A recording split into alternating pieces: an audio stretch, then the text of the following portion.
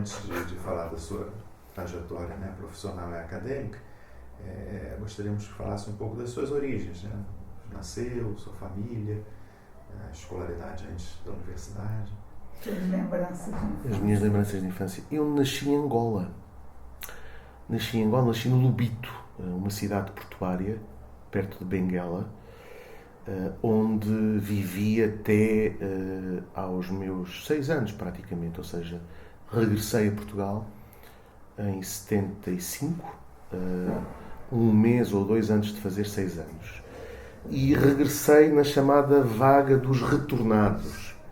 O que eram os retornados? Os retornados eram os ex-colonos, que depois do 25 de Abril, da Revolução, e depois da descolonização, devido ao ambiente de guerra civil que então já se vivia quer em Moçambique, quer em Angola, e devido também à tensão étnica e à tensão entre colonizadores e colonizados, e à própria instabilidade política que existia em Portugal na altura, deu origem a um movimento enorme de retorno de quase, é difícil saber, mas certamente mais de 500 mil de portugueses, quase 1 milhão, que regressaram e que foram, do ponto de vista sociológico, esse é um assunto interessantíssimo, foram absorvidos surpreendentemente bem num país que estava a fazer uma transição, mais que uma transição, uma ruptura. A transição aplica-se mais ao caso espanhol. Uma ruptura revolucionária. E que estava a fazê-la em contraciclo. Isto é, não se esqueçam que em 73, 75 temos as crises petrolíferas. Temos os choques petrolíferos, temos o início do ascenso liberal, neoliberal na Europa. Portugal tem uma revolução que de início, ainda que de forma ambígua e contraditória, vai ter uma inclinação, uma orientação socialista, cheio de contradições, mas enfim, socialista, e que vai tentar instaurar um Estado social. Nessa altura é que eu regresso, de grandes dificuldades económicas, de fuga de capital, e toda a gente dizia que ia ser uma catástrofe com impacto superior àquilo que foi o regresso dos franceses da Argélia. Mas nada disso aconteceu. Miraculosamente, supostamente miraculosamente, sabemos que não há milagres em sociologia, mas estes portugueses, incluindo eu e a minha família, foram rapidamente absorvidos. Com um período inicial difícil. Eu lembro-me que quando regressei vivi em condições precárias, vivia com os meus avós, porque os meus pais ainda tinham ficado em Angola, e com 2 tias negras que a minha avó adotou. Isso é um aspecto muito interessante que marca ainda hoje uma diferença entre a minha família e outras famílias portuguesas. A minha avó, que morreu este ano com 94 anos, em janeiro, adotou 2, na altura, 2 meninas muito quase bebés, que eram filhas do que se chamava na sociedade colonial lavandeiras, que lavavam a roupa, que vinham das sanzalas e que lavavam a roupa dos colonos. Tinham só essa tarefa. A mãe delas era alcoólatra, e cedo a minha avó percebeu-se de negligência, maus tratos, e acabou por adotá-las, sendo elas elemento fundamental na nossa família hoje. São minhas tias, enfim, para todos os efeitos. O que ainda causa muita estranheza. Ainda hoje causa estranheza quando eu as apresento a qualquer amigo, a qualquer outro indivíduo de qualquer outra rede social. Eu apresento as minhas tias negras como minhas tias. Há sempre uma espécie de nonsense que perpassa nessa relação social, como é possível, as suas tias negras, mas e tem sempre que contar esta história, tem sempre que fazer um pouco a gênese da situação. Mas que idade você tinha nessa vinda? Eu tinha 5 anos, vim cá fazer 6 anos. Então não passou pela escola lá? Não, tive uma espécie de pré-escolar lá. Ou seja, uma experiência de pré-escolarização, de jardim de infância, creche já com alguns conteúdos do beabá, da escrita, sim, isso já iniciei lá. E seus pais faziam o quê em Angola? O meu pai era funcionário administrativo, Minha mãe era funcionária pública também administrativa, mas há aqui uma questão a meu ver, da maior importância. Os meus pais deviam ser os pouquíssimos colonos que eram a favor da independência, principalmente o meu pai. Porquê? Porque uma das razões para o meu pai ir para Angola foi o facto de não ter feito aqui um trajeto universitário. Ele ingressou em Portugal final da década de 50 na universidade por 2 ou 3 vezes, mas nunca a concluiu, e nunca a concluiu porque estava intensamente ligado à atividade política oposicionista clandestina. Meu pai era membro do Partido Comunista Português, clandestino na altura, foi preso com 17 anos, numa altura em que foi preso o meu pai, os meus 2 tios, os 3 irmãos, ficou só uma tia, sendo que antes disso já o meu avô tinha sido preso. O meu avô era diretor de uma fábrica de cimentos, engenheiro, responsável, aliás, pela introdução do cimento de Portland em Portugal, uma fábrica em Alhandra, que é hoje conhecida na historiografia contemporânea como um dos focos principais de luta operária durante a ditadura salazarista. E o meu avô foi preso porque, entre outras coisas, era amigo do grande escritor neorrealista Soeiro Pereira Gomes, que escreveu uma obra chamada Esteiros, sobre os meninos pobres que viviam nos esteiros do Rio Tejo, que são cursos de água, não é? E que viviam um cotidiano operário de miséria. E o meu avô foi preso, por um lado, por ser amigo do Soeiro Pereira Gomes, que era funcionário da fábrica, e por outro lado, porque não fez o suficiente para impedir a greve. Ao ser preso e ao ser demitido, teve que ir para Angola trabalhar.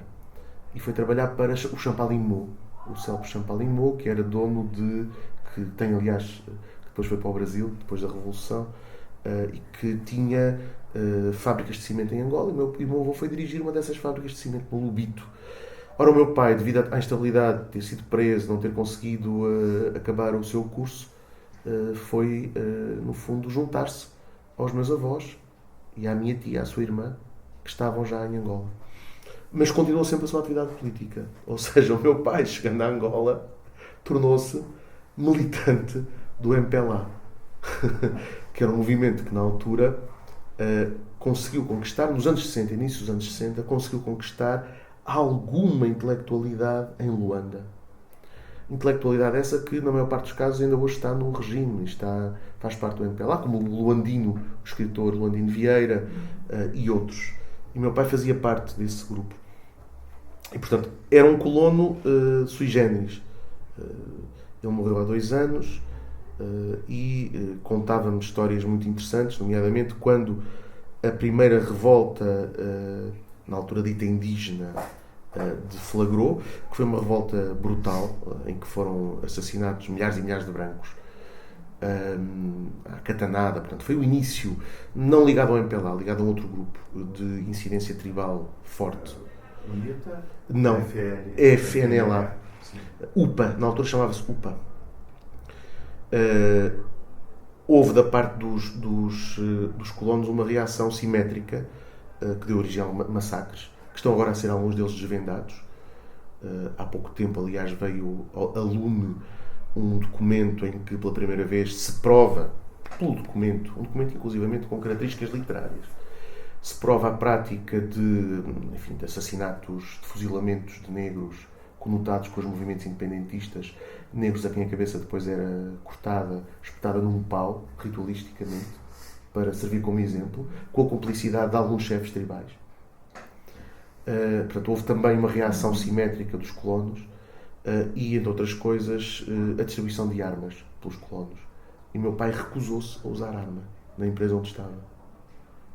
E, por outro lado, o facto de ser filho do meu avô, um engenheiro que fazia parte, que apesar de oposicionista, fazia parte da burguesia angolana branca, eu creio que o terá protegido, apesar de ele ter continuado a ser vigiado pela PIDE, pela polícia política, mas creio que isso o terá de alguma maneira protegido também. Mas mal rebentou a Revolução e a Independência, o meu pai, quer dizer, há uma fotografia de jornal de uma grande manifestação do MPLA no Lubito, onde eu só vejo negros e a única cabecinha branca que lá está é do meu pai. O que eu acho notável e o que em mim exerceu uma influência muito grande. Sim. Mas com a vitória do MPLA, que foi dessas 3 grandes forças aqui, afinal tomou o poder, né? O seu pai não cogitou de ficar ou não foi possível? Não foi possível, porque, entretanto, meu pai ficou até à independência. Saiu depois da independência. Aliás, ele diz que a memória mais feliz que teve foi a de ver hasteada a bandeira angolana em Benguela. Estava ele em fuga do Lubito, porque, entretanto, deu-se a entrada dos sul-africanos em Angola e a entrada dos cubanos em Angola para conter a entrada dos sul-africanos. Palco da Guerra Fria, típico, não é? O meu pai teve que regressar porque, entretanto, toda a família estava em Portugal. E era preciso sustentá-la. Foi a tal questão dos retornados. Isto é, estava cá eu, estava a minha mãe já, os meus avós maternos, sendo que o meu avô materno, portanto, pai da minha mãe, estava gravemente doente, com apoio familiar, mas com algumas dificuldades. Eu, durante os primeiros meses, vivi numa casa precária aqui em Portugal. Depois, primeiros meses, uns 6, 7, depois de passar por algumas casas de família, 6, 7 meses, vivi numa casa relativamente precária. Vivíamos com alguma dificuldade. A minha mãe depois foi rapidamente reintegrada na função pública e o meu pai também conseguiu, quando chegou, para auxiliar a família, conseguiu emprego, que nunca foi um emprego muito bem remunerado, porque, e por razões políticas, porque ele continuou a militar no Partido Comunista, que entretanto, dada a evolução política do país, passou a ser um partido relegado, legalizado, é evidente, mas fora do arco de possibilidades de poder. E lembro que o meu pai dizia que sempre que lhe perguntavam, pós 25 de novembro, que foi a data, digamos, da normalização democrática, no sentido liberal, no sentido das burguesias representativas europeias, quando perguntavam ao meu pai, em entrevistas de emprego, para a chefia de recursos humanos, porque o meu tio aqui, médico, estava especialmente bem colocado e conseguiu-lhe algumas entrevistas. Quando perguntavam, então o que é que faria numa situação de greve? Se eu achar que os trabalhadores têm razão, eu apoio. Obviamente ele nunca ficou em nenhum desses lugares. E acabou por trabalhar onde? Num sindicato. Ou seja, acabou acabou por ser digamos, o responsável pelo contencioso no sindicato dos trabalhadores delegados de propaganda médica. Não sei se no Brasil assim se diz. Isto é, delegados, trabalhadores que trabalham na indústria farmacêutica e trabalhadores que fazem a propaganda médica, ou seja, que vendem medicamentos, ganhando pouco, sempre. Ganham sempre pouco. E aí nesse emprego se reformou. Então, sua primeira formação de escola foi aqui já? A sério foi aqui no Porto, sim. Foi aqui no Porto, inicialmente, nos primeiros meses, numa escola privada, depois sempre em escola pública. Sempre em escola pública. A nível de ensino secundário, de ensino básico e secundário, ou seja, o secundário corresponde ao vosso ensino médio, não é? Em escolas públicas de elite, por uma razão simples. Com a morte do meu avô paterno, a minha avó materna foi viver com a sua filha, partilhando o mesmo andar, o mesmo apartamento. E vagou um apartamento. Numa zona boa, muito boa da cidade. Para onde nós fomos. Por uma razão muito simples. Porque esse apartamento tinha uma renda baixa, apesar de ser muito bom. E porque havia em Portugal um regime de proteção de rendas que vinha da Revolução. As rendas não podiam ser aumentadas, ou podiam ser ridiculamente aumentadas. E a minha avó, além do mais, ajudava-nos também. Portanto, fomos viver, passamos da tal habitação precária, numa zona, numa zona degradada da cidade, para a Avenida da Boa Vista, uma zona nobre, se quiser, da cidade, onde eu fui recrutado por escolha aleatória, recrutamento de escola pública, para essa escola, que era uma escola, no entanto, de elites juvenis. Como é o nome? Garcia de Horta. E com um corpo docente também considerado muito bom. E essa escola influenciou-me decisivamente. Pela qualidade da formação, por outro lado, por um forte estímulo que os meus pais, e o meu pai em particular, a família toda, mas o meu pai em particular me dava para que eu fosse bom aluno. De alguma maneira, porque há distância isso é fácil de ver. O meu pai não queria que eu tivesse o seu percurso de não completar o ensino universitário e de ter um salário, no fundo ter depois uma profissão fracamente qualificada, enfim, do ponto de vista de conteúdo nem era tão fracamente qualificada, mas do ponto de vista salarial mal remunerada. E creio que essa indução paterna e familiar em relação aos estudos foi muito forte, foi decisiva e até causadora de uma certa ansiedade. Sim. Até Alguma causadora de área uma certa ansiedade. específica ou que ele valorizava? Claramente a área literária e as ciências sociais, claramente. Ou seja, o meu pai tinha uma biblioteca imensa, parte proveniente do meu avô, parte constituída por ele. Uma biblioteca muito, muito, muito grande, onde abundavam os livros de história, onde abundavam os livros de filosofia, onde abundavam os livros de ciência política e onde havia já também alguns livros de sociologia, como, por exemplo, o Gurvitch, lá o encontrei. Hoje, a meu ver, é justamente abandonado. E onde encontrava também muitos autores, muitos deles obviamente de pendor marxista, mas que faziam fortes pontos com as ciências sociais, nomeadamente o Althusser, nomeadamente também... Mas uma biblioteca adquirida pelo seu adquirida pai? pelo meu pai, sim, escolhida por ele, sim. Que inclusivamente foi vendida quando nós tivemos que sair dessa casa numa zona privilegiada porque mudou a lei das rendas na década de 90 e não tivemos possibilidade de a comprar e fomos viver para uma zona de classe média baixa. Isto no início da década de 90, estava eu a terminar a minha licenciatura. Mudamos e um ano depois eu terminei a licenciatura. Comecei logo a trabalhar. Mas nessa altura o meu pai teve que vender a sua biblioteca. Mas mesmo depois de vender essa biblioteca, ele reconstituiu até à morte uma segunda biblioteca, também notável, e essa então, já por diálogo comigo, porque o meu pai lia muito, portanto, o meu pai era conhecido por levar o livro debaixo do braço, por sentar na mesma cadeira, no mesmo café, a ler. Os seus tempos livres eram de leitura. Tem muito a ver com os seus hábitos culturais, os seus interesses, o seu perfil militante, o seu perfil, digamos, de intelectual autodidata, mas tem muito a ver também com a sua necessidade de rotinas, de ter uma segurança no dia-a-dia, não é? Um perfil psicológico muito, muito curioso sobre esse aspecto.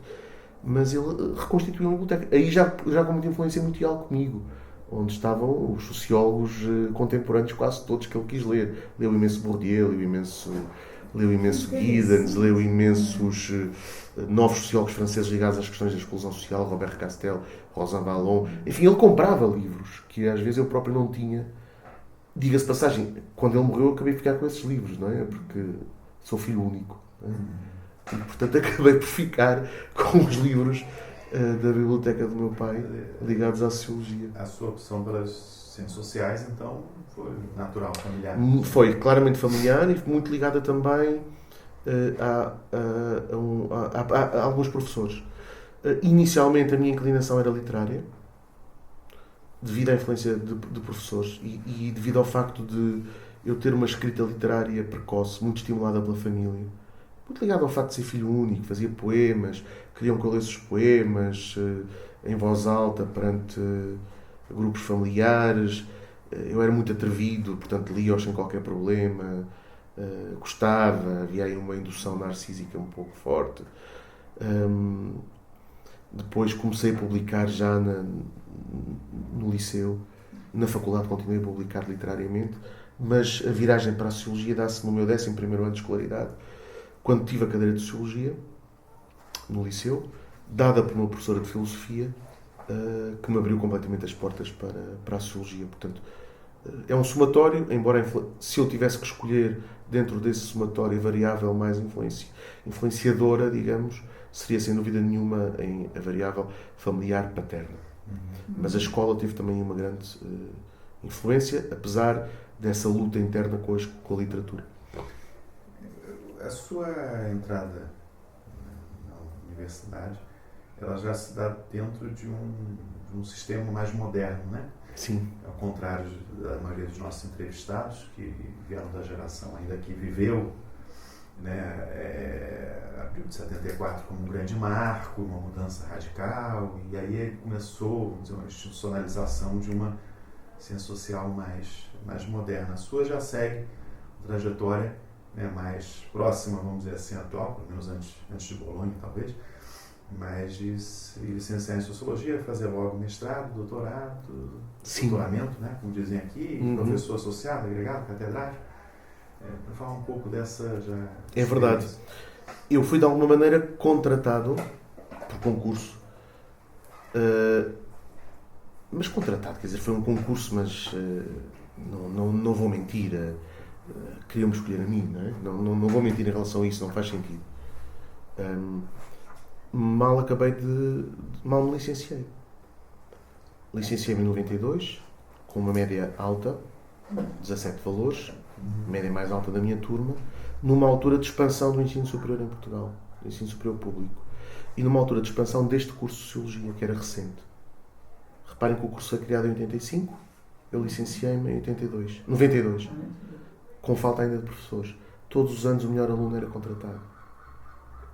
E aí já em 92 começou a dar aulas? Eu fui logo contratado por problemas burocráticos ligados a algumas lutas internas da própria faculdade, por eu ter um perfil de esquerda, porque enquanto aluno fui também militante associativo. O meu processo, apesar de ter ganho o concurso, o meu processo foi travado internamente. O professor Teixeira Fernandes, que era o diretor do departamento, arranjou-me um lugar como professor convidado numa escola superior de educação de Doroteias, de Freiras de Doroteias, com quem ainda hoje me dou muito bem, com quem ainda hoje colaboro ativamente. A primeira vez que fui ao Brasil foi com elas. Aprendi muito, porque elas no Recife estavam ligadas a movimentos altamente progressistas, e uma delas tinha sido secretária particular do bispo, do Dom Helder Câmara, tendo sido perseguida até pela ditadura. As portuguesas eram mais conservadoras, mas eram muito tolerantes. Portanto, dei 6 meses de aulas aí e depois ingressei imediatamente aqui. E era uma altura de transição, ou seja, era uma altura em que estávamos na transição entre um modelo, ainda antes mesmo de se falar de um pré-Bolonha, do modelo tradicional dos doutoramentos de Estado, que demoravam anos e anos e anos, e a tentativa de introdução, ainda não se falava em Bolonha, mas de ritmos de produtividade e de competição e de individualização das carreiras já fortes. De alguma maneira, eu soube adaptar-me bastante bem a esses novos ventos. Fiz o meu mestrado em 2 anos, em Lisboa, no ICS, orientado pela Maria de Lourdes Lima dos Santos, a fundadora da Sociologia da Cultura em Portugal. Aí contactei com pessoas que me marcaram decisivamente no resto da minha trajetória: o António Firmino da Costa, o João Ferreira de Almeida, o geógrafo João Ferrão, Ana Nunes de Almeida e outros. O Manuel Vila Verde Cabral também. Foi uma opção minha, saí do Porto. Mas por que essa opção? Porque o ICS, do ponto de vista, na altura, do ponto de vista dos paradigmas epistemológicos, estava muito próximo da sociologia que aqui seguíamos. O curso do Porto era fortemente influenciado, para além do professor Teixeira Fernandes, pelo professor José Madureira Pinto, cuja trajetória vem do GIS, depois do ICS. Vocês já entrevistaram, aliás. Ou seja, o professor Teixeira Fernandes, quando funda o curso de Sociologia aqui no Porto, pede ajuda ao professor Madureira Pinto para montar o curso e para ter uma aliança dentro da própria universidade. Mas a outra opção, a Coimbra, não era uma opção? Eu ganhei um concurso em Coimbra para assistente estagiário também. Concorri, fiz questão de concorrer. Não era uma opção por 2 razões. Toda a minha vida estava centrada do ponto de vista familiar no Porto e a minha família precisava de mim. E em segundo lugar, Coimbra, e nós na altura vivíamos isso com mais intensidade, a meu ver com demasiada intensidade, por via da própria socialização institucional. Coimbra era tida como um outro paradigma. Um outro modo, se quisermos, de fazer sociologia.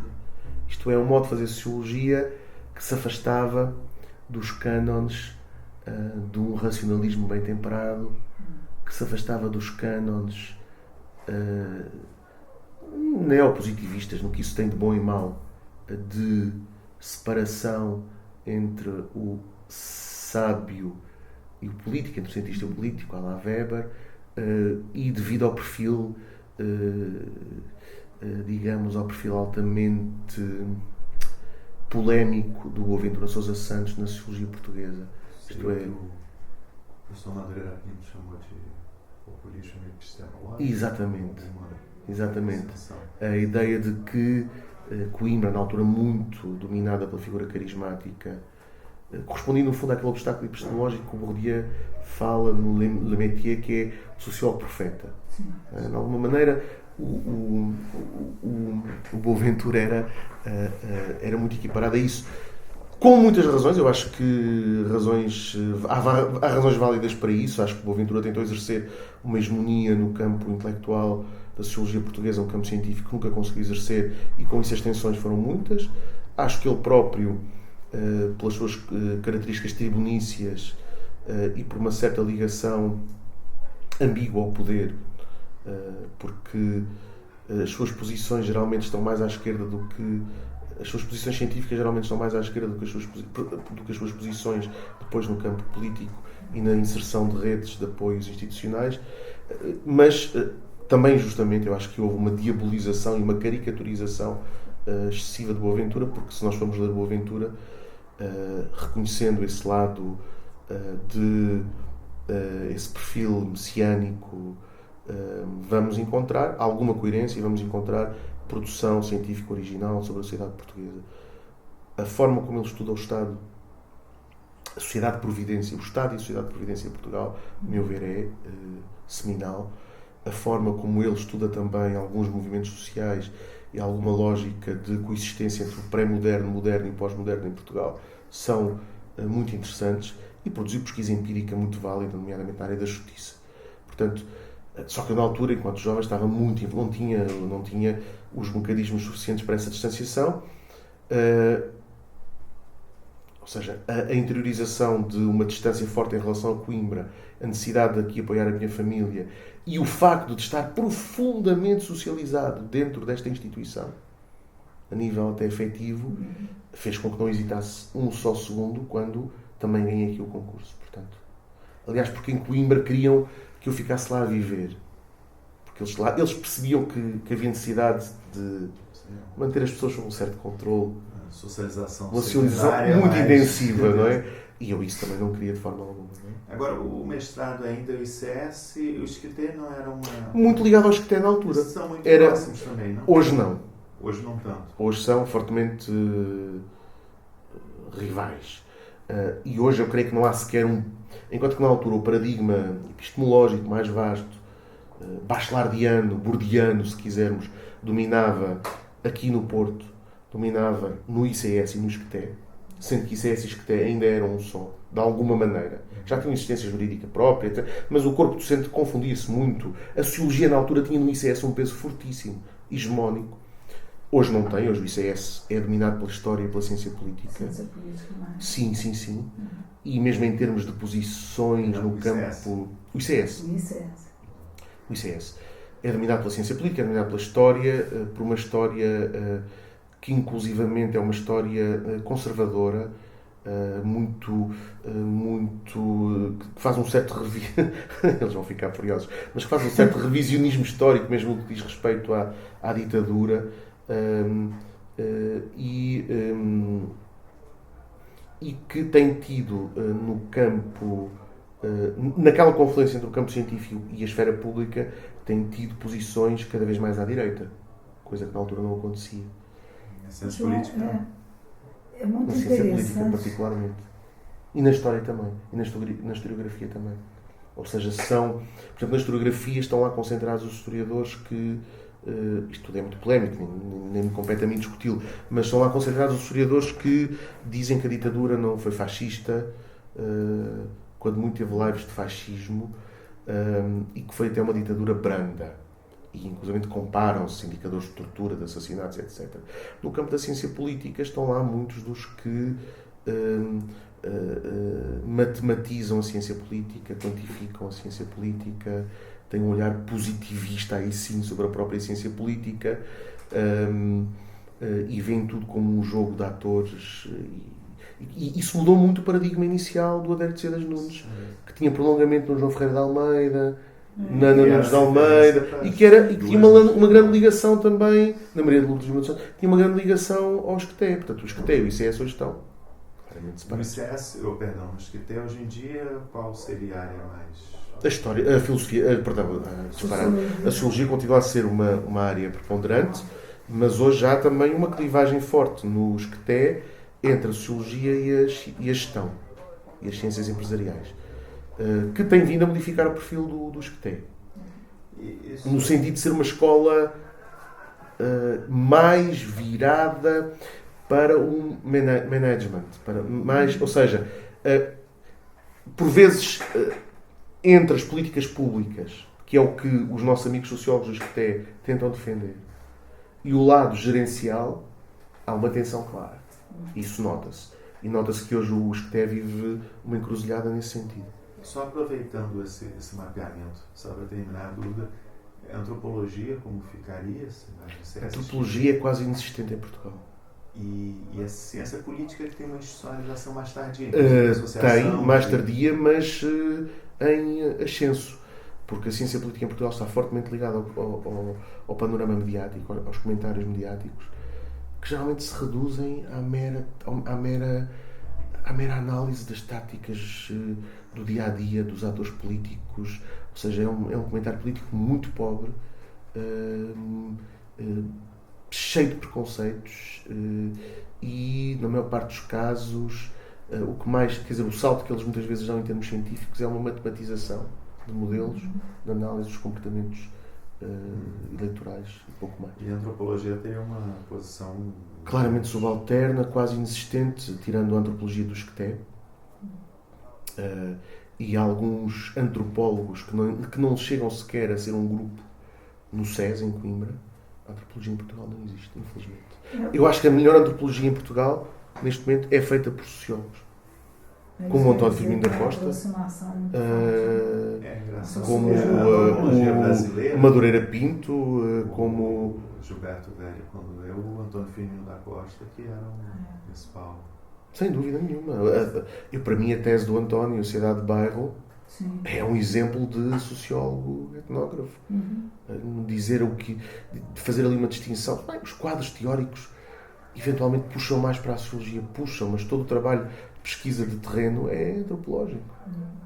Eu queria fazer um comentário e te ouvir. Com certeza. Porque nós temos claramente grupos que estão mais na origem da sociologia, que se confundiu muito com o momento político fundamental em Portugal de 70. A sua geração já pega isso com um mapa razoavelmente feito, já estamos com um processo de institucionalização. Então, é quase que inevitável que os perfis e as escolhas e as preferências deem suas marcas institucionais. Sem dúvida. Então, esse mapa, por exemplo, a sua geração tinha essa clareza com relação a Coimbra, voltando à história, e o quadro daquele momento é diferente da agora? É diferente. Ou seja, a minha geração, apesar de ter sido institucionalmente socializada no sentido desses marcadores muito fortes, fez muitas transgressões já, muitos trânsitos. Eu acho que sou exemplo disso. Estou numa rede de estudos urbanos com o Carlos Fortuna, o Claudino Ferreira, a Paula Abreu, o Paulo Peixoto de Coimbra. Vou a miúdo a Coimbra arguir doutoramentos, provas de doutoramento ligados à própria equipa do Boaventura. E tenho uma enorme ligação, que é a maior ligação, com o Esqueté.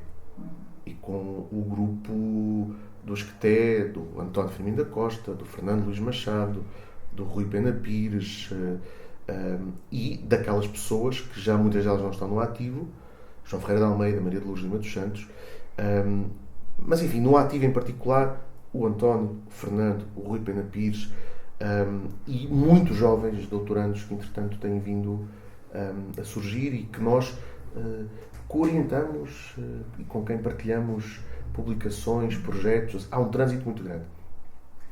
A minha geração já começou a fazer esses trânsitos, já começou a superar essas fronteiras, mas com limites. Por exemplo, se eu a Coimbra vou fazer parte de júris e se estou numa rede internacional, Portugal-Brasil, de estudos urbanos, no entanto, já não compartilho projetos de pesquisa. Não acontece. Claro que o não acontecer é um feixe de múltiplas variáveis contextuais. Por exemplo, com os que tem sim, temos projetos de curso de doutoramento em conjunto, trocamos orientandos, co-orientamos, temos projetos em conjunto. Ou seja, eu já faço trânsitos, transgressões no sentido de atravessamentos. A palavra transgressão vem, etimologicamente, é atravessar, significa atravessar. Ainda bem que o faço, porque acho que, da parte dos fundadores, houve um extremar de posições que criaram guetos e que criaram dificuldades de comunicação que, a meu ver, prejudicam a sociologia portuguesa, mas é evidente que há afinidades eletivas, elas não deixam de haver. Isto é, se me perguntarem, do ponto de vista científico, do ponto de vista epistemológico, do ponto de vista mais operativo até das metodologias, da forma como a pesquisa empírica é feita, eu estou mais próximo, claro, do SCTE, do CIES SCTE e ainda de alguns colegas meus do ICS. É esse o meu quadro teórico e o meu manancial epistemológico, sim. Mas faço esses trânsitos e eu acho que eles têm que ser feitos. Convidar para conferências toda a gente. Citar toda a gente. Isso tem que ser. Essa abertura tem que ser feita. E acho que houve da parte dos fundadores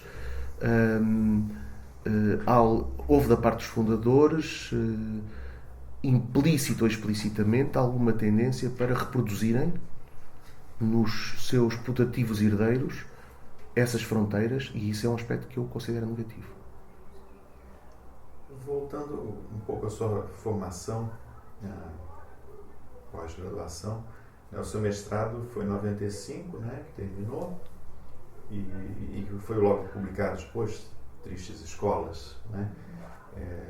Poderia falar um pouco dessa pesquisa e dessa entrada nessa área de sociologia, educação, cultura? Eu tinha feito uma, que na altura existia, chamava-se, não tinha esse nome oficial, mas chamava-se pomposamente tese de licenciatura, porque a licenciatura eram 5 anos e o último ano era só um trabalho de pesquisa. Reparem bem como as coisas mudaram, não é? Agora a licenciatura, o primeiro ciclo são 3 anos, o mestrado são 2. E as teses de mestrado têm sempre uma dimensão bem menor do que as teses de licenciatura tinham na altura. E eu fiz um trabalho muito ingênuo, no tempo que era, sobre a relação entre animação cultural, formação de públicos e escola, sistema de ensino. Ao entrar no ICS no mestrado, a pessoa que me foi apresentada como orientadora foi a Maria de Lourdes Lima dos Santos, que era alguém que estava revolucionando a sociologia da cultura em Portugal.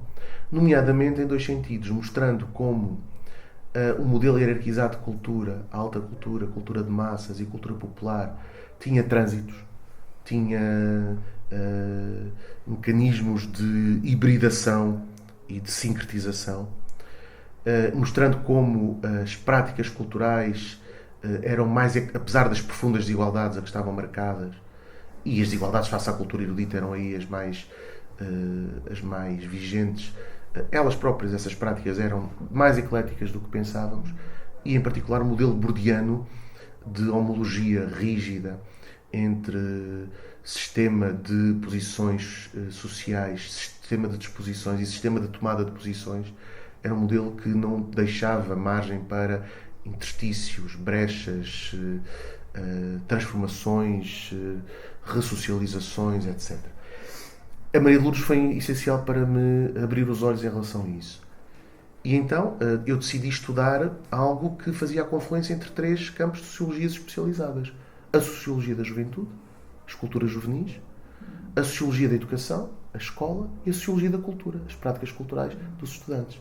Portanto, decidi estudar os estudantes como jovens, isto é, alguém que tem papéis sociais múltiplos, não é só estudante, é um jovem, o projeto escolar vai além, muito além, ou melhor, o projeto estudantil vai muito além da componente escolar, portanto entrei imenso na parte das culturas juvenis e tentei perceber como é que estas culturas juvenis dialogavam com a cultura escolar. E como é que então se poderiam mapear as práticas culturais dos jovens. O resultado foi uma crítica talvez demasiado radical à forma como os estudantes desinvestiam na escola. Isto é, para eles, o sentido, a relação, o fazer sociedade estava claramente fora da escola. Eu chamei-lhe a isso um movimento generalizado de recusa da escola. Mais tarde eu percebi-me, ao rever os meus dados e ao dialogar com outro sociólogo de outra geração, de quem sou muito amigo e com quem tenho trabalhado muito, Pedro Abrantes, que escreveu um livro chamado Os Sentidos da Escola. Pedro Abrantes. Pedro Abrantes. Que foi orientado também pelo António Firmino da Costa. O Pedro Abrantes dialoga muito nesse livro com o meu livro e diz a certa altura que não é bem um sentimento generalizado de recusa da escola, é mais um conjunto de modos de relação com a escola em que predomina, diz ele, uma adesão distanciada. Eu acho que ele tem toda a razão. Ou seja, eu acho que na altura me deixei entusiasmar pela descoberta relativamente nova em Portugal desta dissociação entre cultura juvenis e cultura escolar. Porque geralmente os estudos eram feitos sempre com base no modelo bourdiano do insucesso escolar dos desfavorecidos, nunca entrando com as variáveis das culturas juvenis. Eu entrei com essas variáveis e descobri então que os tempos letivos, as aulas, eram consideradas pelos alunos uma verdadeira seca, como eles diziam, que os colegas eram, na maior parte dos casos, pessoas impostas pelo cenário de interação, não eram amigos. Ou seja, entrei também pela via da sociologia da amizade. E que o desinvestimento escolar era fortíssimo, mais ainda, de que as sociabilidades escolares eram fortemente territorializadas, tribalizadas e faziam mesmo uma espécie de apartheid escolar. Foi das coisas que mais me marcou, isto é, a forma como os grupos sociais encontravam modalidades mediatas, não imediatas, mediatas, de se reproduzirem. Quando, por exemplo, uma jovem, uma moça de um grupo social favorecido que ocupava de uma dada escola a passarela mais visível, a passarela onde ela exibia as marcas, os ténis de marca, a roupa de marca, na altura telemóveis não havia, celulares, quando ela utilizava essa passarela, mas ela seria imediatamente expulsa, estigmatizada, ostracizada e sujeita até uma carreira de desvio imposta, se porventura alguma vez ousasse transar, como vocês dizem, ou seja, ter algum tipo de relacionamento afetivo e sexual com um jovem que ocupava um outro território da escola, geralmente ligado ao pavilhão gimnodesportivo e que era oriundo das classes populares. Havia ali um duplo efeito de classe e de género. Se fosse um rapaz das classes favorecidas a transar com uma moça, não posso dizer rapariga, moça das classes desfavorecidas, a coisa seria sancionada, mas passava. Se fosse uma menina... Ou seja, eu percebi-me de mecanismos que nunca tinham sido estudados pela sociologia portuguesa de reprodução social, sim, mas através de outras variáveis que não aquelas que estavam necessariamente presentes no quadro bourdiano da relação entre cultura escolar e hábitos primários. E na altura deixei-me entusiasmar muito por isso. E, portanto, achei que a instituição escolar, com base nos dados, mas fiz uma interpretação de diabolização de alguma forma da instituição escolar e dos modos de relação com a instituição escolar. Pior do que isso, eu não considerei devidamente a pluralidade de modos de relação. É essa a questão. Mas para escapar dessa interpretação mais rigorosamente à la Bourdieu, que outros autores... Eu fiz o meu mapa teórico, o meu modelo teórico na altura cruzava Bourdieu, Giddens e Goffman. Ou seja, eu tentava matizar o Bourdieu com o peso que a reflexividade e a agência e a consciência prática têm em Giddens, porque eu acho que a consciência prática em Giddens é bem mais reflexiva do que o saber prático, o sentido prático em Bourdieu, mas obviamente pegava também todas as questões bourdianas da socialização e da constituição do hábito, e depois pegava fortemente em Goffman para analisar a questão dos quadros de interação. É o que também faz o DB hoje. E o que faz o DB hoje, exatamente. Eu na altura não tinha lido o DB. Eu publiquei isto em 96. Fiz uma volta algo semelhante. Claro. Claro. Porque ao estudar práticas sociais territorializadas e ao estudar a regionalização, quem me chamou muito a atenção para isto, curiosamente, foi um geógrafo, o João Ferrão, que me disse: vocês na geografia têm uma leitura pobre, vocês na sociologia têm uma leitura pobre da geografia. E eu, perdão?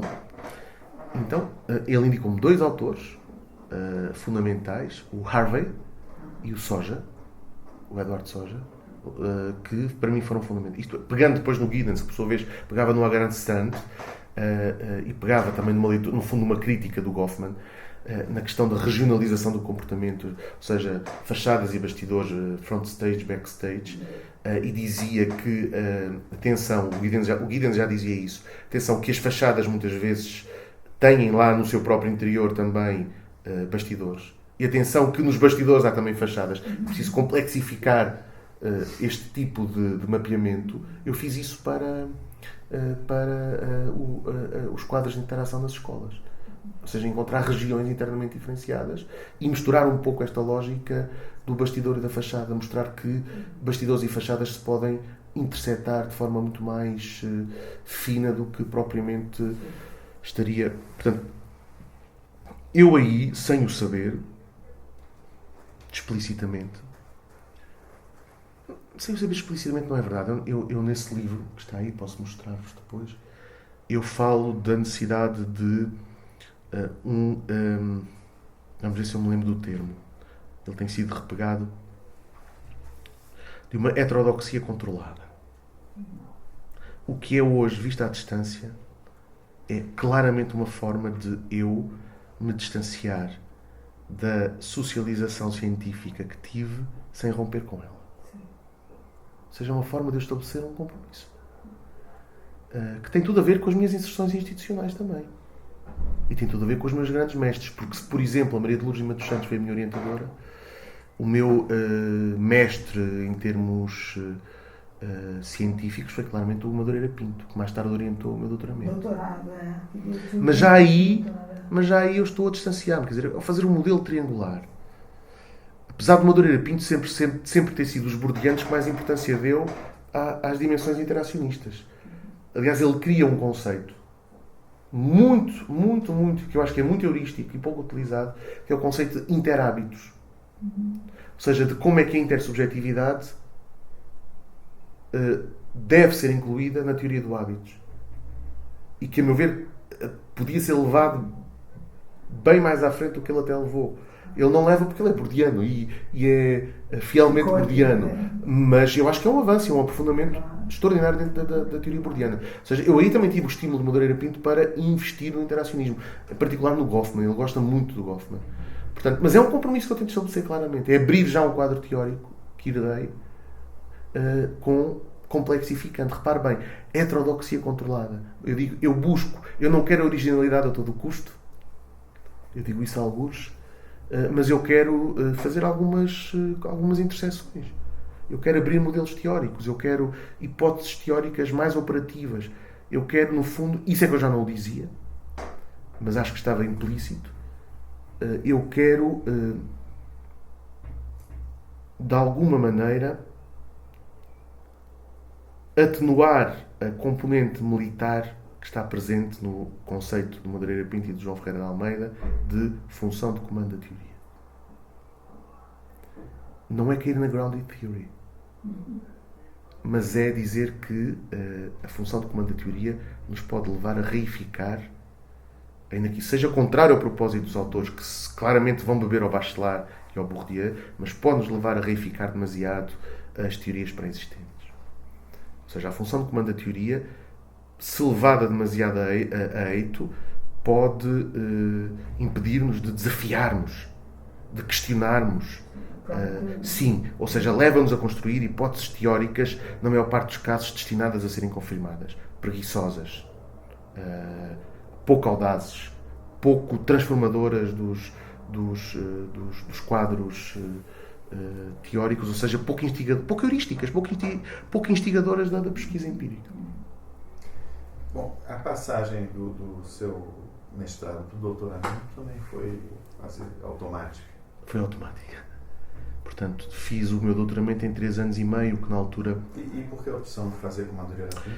Por isso, porque Madureira Pinto foi meu professor aqui na faculdade, uma referência da sociologia, tornou-se entretanto um amigo, com quem eu dialogava muito, que tinha comigo conversas muito aliciantes, alguém que conversava seguindo muito a maiêutica socrática.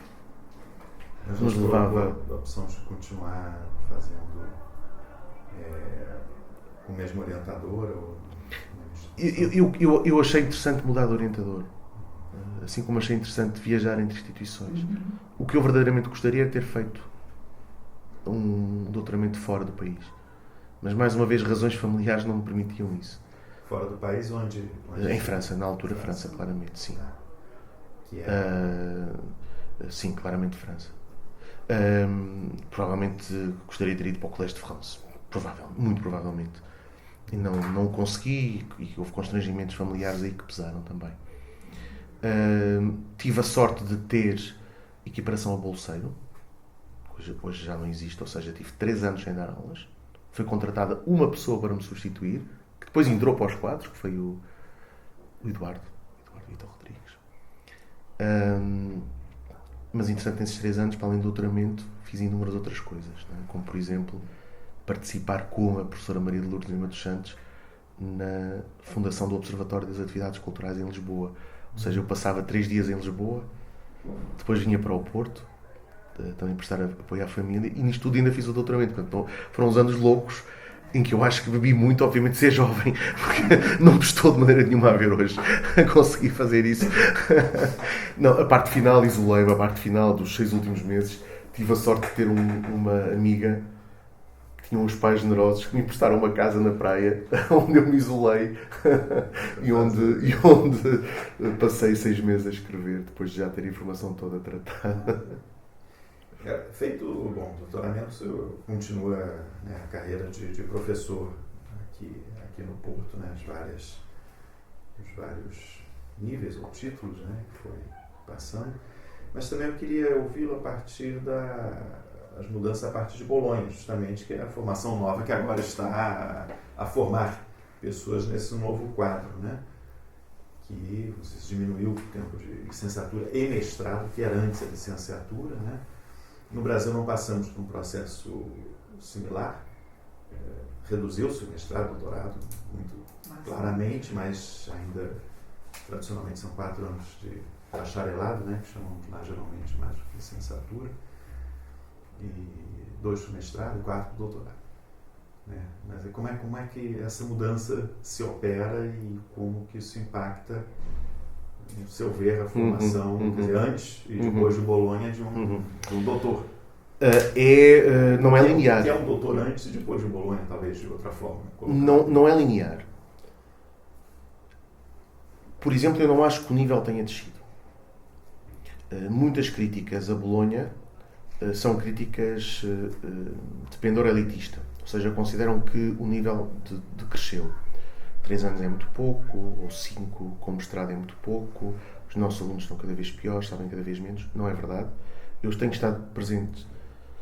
É um defeito meu, digo que sim sempre. Vocês estão vendo estas teses, são tudo teses para arguir. Eu faço parte de inúmeros júris de doutoramento, porque é uma forma como eu tenho também, na verdade, pouco tempo. Quer dizer, eu hoje tenho pouco tempo para ler. Poderemos depois falar sobre isso. Isto obriga-me a estar atualizado. Ou seja, obriga-me a ler. Muita gente me pergunta: mas porquê é que tu vais fazer essas viagens todas a Lisboa? Porquê é que vais sempre a Coimbra? Porquê é que vais a Braga? Porquê é que te cansas nisso tudo? Em júris, em tantos, às vezes todas as semanas tens provas. E porque é a única forma que eu tenho de me obrigar a ler o que de novo se vai fazendo, a renovar repertórios e a debater e dialogar com colegas. Não temos hoje espaços para isso.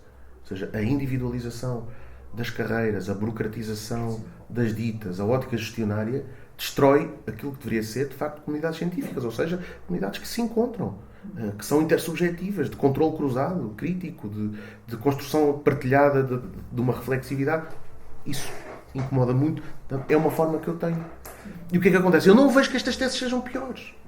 Mas aproveitando essa sua deixa, né, como a gente falou, estou lembrando aqui texto famoso do Wright Mills, né? Sociologia como artesanato intelectual, né? Como é que o exercitar da imaginação sociológica, né, pressupõe esse trabalho de cruzar coisas que não estão, porque é um certo tempo de dedicação, né? E ele muito contrário à lógica produtivista, né? Não usava essa palavra. Como é possível isso? É uma pergunta até porque também nos vemos nós. Eu sei, não. Falta de tempo. Todos reclamam muito, os alunos reclamam da falta de tempo, os professores da falta de tempo, nós da falta de tempo. Mas há aí outras dimensões em relação aos alunos. Essa questão do artesanato de ideias, se olharmos para os estudantes, apesar de tudo, há alguns aspectos que jogam a favor deles. Porquê? Eles têm menos carga horária. E têm uma maior componente de estudo autónomo, que, entre outras coisas, se concretiza naquilo que nós chamamos as orientações tutoriais. Supostamente uma orientação tutorial deveria ser algo pessoal, entre um tutor e um aluno. Como temos muitos alunos, não é possível. Fazemos grupos. O que é bom. O que é bom, porque também cria grupos, cria outra dinâmica, não é? Mais partilhada. Portugal está melhor que o Brasil. O Brasil não tem isso. Não tem essa. Não, a carga nós temos. E os alunos brasileiros, brasileiros, eu tenho muitos. Este ano, na minha opção de Sociologia da Cultura, tenho 20 alunos brasileiros, de diferentes estados. Eles apreciam imenso as aulas tutoriais. Sim. São aulas em que eu peço, tragam-me uma música, ou um vídeo, ou uma fotografia, fazendo um grande apelo à sociologia visual e aos métodos visuais. Tragam-me uma música, ou um vídeo, uma fotografia relacionado com a matéria. E não repitam o que eu disse aqui. Eu não quero que venham cá repetir a matéria. Quero que a partir daqui construam um discurso, obviamente relacionado com o tema, mas onde vocês possam fazer pontes com outras realidades e outros conteúdos. Tem resultado muito bem. Ou seja, os alunos têm mais tempo, apesar de tudo, para ler, têm mais tempo para cruzar matérias, têm mais tempo para exploração autónoma de conteúdos. É verdade que existe hoje, mas isso sempre existiu, não parece que haja grande mudança, uma forte tendência para os alunos lerem o mainstream. Isto é, agora já não tiram xerox, agora fazem PDFs de livros, arruinam as editoras e os autores, e partilham no Facebook os PDFs, mas isso já acontecia antes. Eu aí não tenho um discurso catastrofista, é a mesma coisa. Noto que eles são mais capazes de ter competências interdisciplinares. Noto, sim, que se só tiverem 3 anos de Sociologia e depois fizerem um mestrado noutra área, a Sociologia será sempre para eles um conjunto de referências úteis em determinados contextos, mas que nunca serão preponderantes. Ou seja, aí vem uma crítica, eu não chamaria jamais sociólogos a quem tem apenas 3 anos de formação em Sociologia, ou seja, completou o primeiro ciclo em Sociologia. Se eles forem para jornalismo, como é o caso da minha mulher, que fez 3 anos de Sociologia e depois foi para jornalismo, é jornalista. Chamar sociólogo, eu acho que é uma deturpação, usurpação. Acho que a nível do mestrado e do doutoramento os tempos são suficientes. A nível do doutoramento, particularmente, com o fim da tese de Estado, ganhou-se algo que, a meu ver, é muito importante.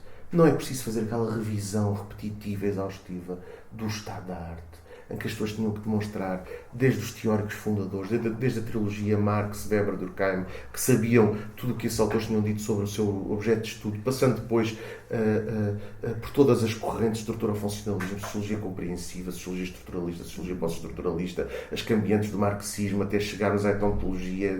Pelo amor de Deus, não é preciso, isso é adquirido. Portanto, as teses têm quadros teóricos mais resumidos, mas densos. Às vezes pecam por déficit de reflexividade metodológica, ou seja, déficit de reflexividade sobre as relações sociais de observação. Isso noto. Noto que há talvez algum prejuízo aí, ou seja, vão embalados e tentam também depois fazer uma reflexão metodológica em 2 ou 3 páginas, mas noto que as pesquisas empíricas são muito originais, continuam a ser muito originais, muito desafiantes do ponto de vista intelectual, e mais inovadoras até. Portanto, eu acho que há aqui um balanço que não é linear. acho que o balanço foi pior para os professores do que para os alunos. Porque tornou os professores... Após o doutorado, eu queria perguntar qual é o espaço possível para uma investigação original, que não se resuma a orientação, as aulas e a participação nos projetos. É muito pouco. Tanto mais que a hipótese de nós termos projetos financiados é cada vez mais escassa, dados os constrangimentos orçamentais, dada a situação de exceção em que nós vivemos, que verdadeiramente não somos hoje um país soberano. O que acontece é que eu posso ter excelente num projeto e ele não é aprovado. A FCT teve que criar um outro nível, que se chama outstanding. Ou seja, um projeto com muito bom ou com excelente não tem aprovação, não tem viabilidade económica. Tem que ser outstanding. Portanto, cada vez há menos, com o retraimento dos consumos intermédios nos ministérios.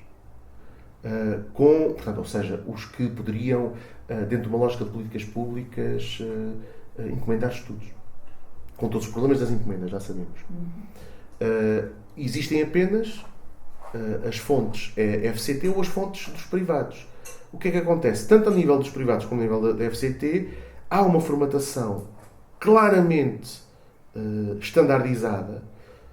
É quase um pleonasmo a formatação estandardizada, mas há um direcionamento para que façamos investigação de uma certa forma que é aquela. E que é, na maior parte dos casos, pouco amiga da investigação fundamental. Que é demasiado amiga dos temas originais a todo o custo. Que é demasiado amiga das modas científicas. E, mais uma vez, o que é que nós podemos fazer neste contexto? Compromissos. Claro, compromissos. Eu faço parte hoje de uma equipa que ganhou um projeto, dos tais projetos outstanding, que é sobre brain drain, fuga de cérebros. Esse projeto sobre fuga de cérebros claramente cabe na agenda político-mediática. E eu acho que foi aprovado por causa disso. Não só por causa disso, obviamente há mérito nosso, mas também por causa disso. Cabe-nos a nós agora, evidentemente, dentro dos constrangimentos burocráticos, fazer uma pesquisa que não renegue aquilo que é essencial no património de sociologia. Ou seja, reflexividade, ecletismo metodológico, interpretação crítica dos dados, tempo, rigor, tudo isso. João, você está fazendo um cenário de um campo de conhecimento que se estendeu. Isso é o resultado do sucesso das ciências sociais, digamos. Que talvez a gente e da sociologia em Portugal, em particular. Sim. E que talvez tenhamos que rever o que se esperar de um sociólogo. Talvez ele tenha que ter mais flexibilidade para atuar em campos distintos. Eu concordo com isso. Eu brinco e digo que, tal como existe o homem plural, que o Lair propõe, o sociólogo também é um sujeito plural. E por isso mesmo move-se... O Fernando tem uma pesquisa, né, sobre isso, sociólogos, ninguém é sociólogo, mas aí se vê sociólogos trabalhando em muitas coisas que não são consideradas sociologia, mas... Eu só tenho uma pequena divergência com o António nesse aspecto, porque eu acho que o escopo central devia ser mais solidificado. Sim. Eu acho que 3 anos é pouco. Eu acho que o primeiro ciclo deveriam ser 4 anos. No resto eu concordo inteiramente. Agora, a questão toda é, num modelo em que a formatação dos projetos que são financiados, apoiados, etc., é muitas vezes rígida e claramente instrumental, nós temos que evitar a meu ver, duas situações. A situação de fugir para as Ilhas Encantadas, como diria o Carlos Drummond de Andrade, não é? De dizer que não se é deste mundo e, portanto, eu só faço pesquisa pura e não me deixo contaminar. Sim. Ou então, ou outra situação que é a da rendição às demandas. Eu acho que nós devemos ser inteligentes e fazer os tais compromissos de trabalho, que são compromissos em que, aceitando as regras do jogo, procuraremos todas as ocasiões para as subverter.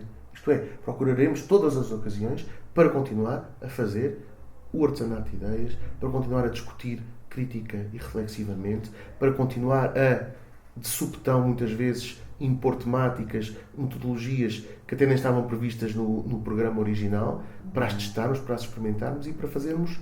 Agora, é mais difícil e principalmente é mais desgastante. É mais desgastante. Nesse cenário, sem querer ser apocalíptico, nem catastrofista de forma alguma, porque eu quero se pensar em termos geracionais, né, com as aspas necessárias. Nós entrevistamos essa geração que viveu, né, a revolução e a criação das coisas, né? Foi fazer o doutorado mais tardiamente, mas enfim, com uma grande, né, conquistando territórios. Uma outra geração, a sua, que já pegou um sistema estruturado, né, mas que pôde ser professor com emprego fixo, regular, estável, novo, vamos dizer assim. A geração atual, que não tem oportunidades vagas, no máximo ser bolseiro, 6 anos, fazer o máximo, ou trabalhar em projetos precários e tal, novamente, sem tentar ser apocalíptico, como será possível, né, sem ter essa experiência do emprego, que bem ou mal dá uma segurança, estabilidade, nesse quadro muito mais precário de fazer a sociologia? Essa é uma dúvida para assim, mas eu aí sou apocalíptico, pegando até nos termos do Eco, não é? Haverá uma geração perdida, vamos dizer assim. É uma tragédia. E eu estou a estudá-los precisamente. Tenho esse tal projeto com uma grande equipa e tenho um pequenino projeto em que eu basicamente pago para investigar, porque a Secretaria de Estado... Desempregados de longa duração. Desempregados de longa duração, exatamente. Né? Exatamente. Precarizados. Eu estou a estudar os jovens qualificados que escolheram a França como destino. E toda a gente me pergunta, mas porquê a França? Vai muito pouca gente para a França, porque a França também está em crise. Eu escolhi a França porque me permite comparar com as velhas vagas de imigração. Nós temos 1,5 milhão de portugueses e lusodescendentes em França. E eu tenho tido dificuldade em encontrar estes jovens qualificados. Tem sido uma pesca à linha, mas temos de encontrar. Os portugueses que foram para a França. Qualificados, com ensino superior, que vão para a França. Os portugueses fazendo concurso para o Brasil agora. Imensos. Tenho vários. Isso é uma tragédia porquê? Por 2 motivos. Porque, se eu falar em termos de economia clássica, é uma perda de capital humano. Ou seja, são jovens sobrequalificados que vamos perder. E, a meu ver, perder pode ser perder de forma irreversível. É a conclusão que eu começo a chegar das entrevistas que tenho estado a fazer a estes jovens que estão em França. E, em segundo lugar, é uma tragédia porquê? Porque é uma tragédia para os cotidianos destes jovens que vivem na intermitência dos projetos, que vivem muitas vezes na dependência dos orientadores e de quem lhes dá os projetos. E aqui é a lógica, é a dialética do senhor e do escravo. Isto é, se ele apanha um orientador, vou utilizar os chavões, aberto, progressista, compreensivo, ele poderá crescer como investigador. Se ele apanha um orientador autoritário e diretivo, ele não vai crescer como investigador, vai ser um tarefeiro, vai fazer tarefas. Fordismo académico, ou seja, ele vive de bolsa em bolsa, de projeto em projeto. As bolsas ainda por cima não são aumentadas há 10 anos, desde há 10 anos.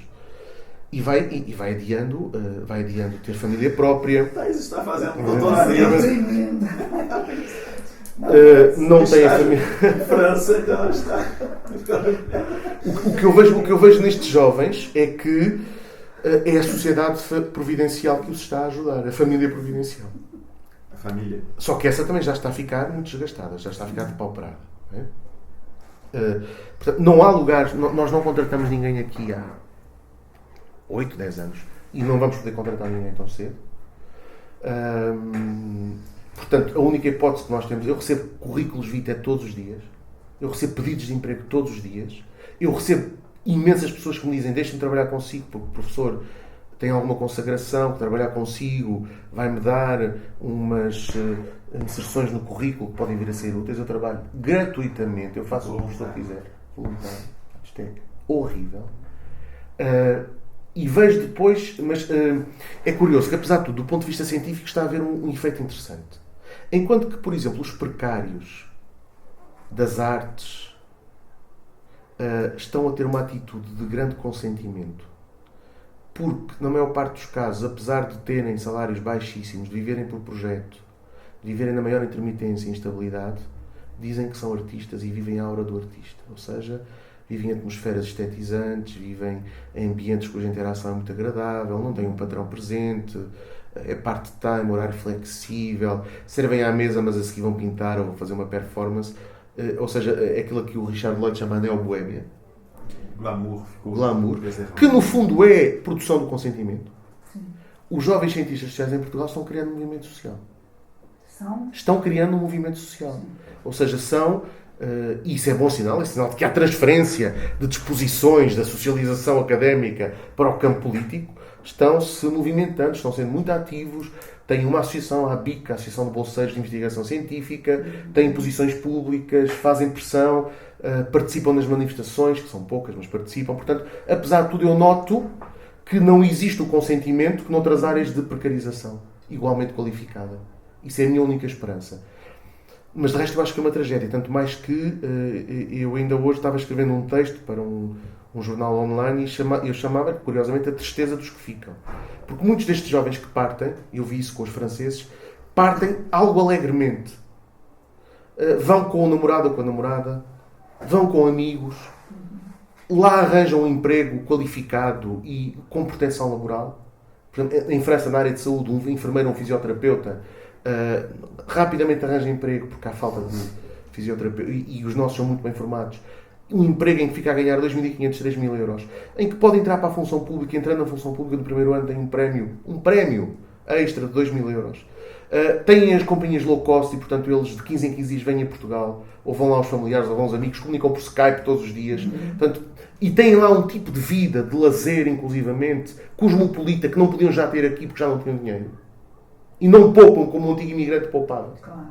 O antigo imigrante poupava para encher o país de remessas, para comprar uma casa, para ajudar a família. Estes não fazem nada disso. Podem ajudar a família pode ajudar de vez em quando, sim. Já está a precisar. Mas eles dizem, não, nós não vamos regressar. Estão absolutamente cientes de que não vão regressar, estão felizes por estarem lá. E, portanto, o que eu digo para mim, é a tristeza, é a minha tristeza, a tristeza dos que ficam, isto é, a tristeza de quem vê os seus melhores alunos a partirem, sem vontade de regressarem, e um país que produziu neles disposições que faz com que eles nem sequer tenham vontade de regressar. Que possam competir fora, que podem fazer. Para mim, ou seja, dir-me-ão, mas eles estão felizes, isso é o mais importante. Isso é realmente o mais importante. O mais importante é que sejam felizes. Mas eu não consigo deixar de ver isso em termos do empobrecimento que isso vai trazer à sociologia portuguesa e ao meu país. Portanto, é a tristeza dos que ficam. É isso, estou a ser apocalíptico mesmo, Celso. Já sinto soltando a Torres e... Quem sabe descobrir não vejo grande chance. Portugal tem pela frente, a não ser que exista uma ruptura, Portugal tem pela frente décadas de empobrecimento. João, você teve uma experiência como deputado? Você pode nos falar um pouco dessa... Essa experiência como deputado causou-me o maior embaraço no Brasil, porque, apesar de ser deputado, continuei dando aulas gratuitamente. Dava as aulas de doutoramento. À segunda-feira dava aulas. Porque o plenário em Lisboa funciona de quarta à sexta, as comissões são à terça, na Assembleia da República. Eu tinha à segunda-feira, a maior parte das vezes, livre. Eu dava aulas gratuitamente. E, portanto, continuei em algumas redes e fui ao Brasil fazer algumas conferências. E os meus colegas, quando eu dizia que era deputado, olhavam para mim com a maior desconfiança. E, portanto, nós não estamos em boa fase de olhar. Passei muitos embaraços aí por causa disso, né? Por causa do estereótipo do deputado. Sim. Bom, mas enfim, tirando isso... O que te levou? O que foi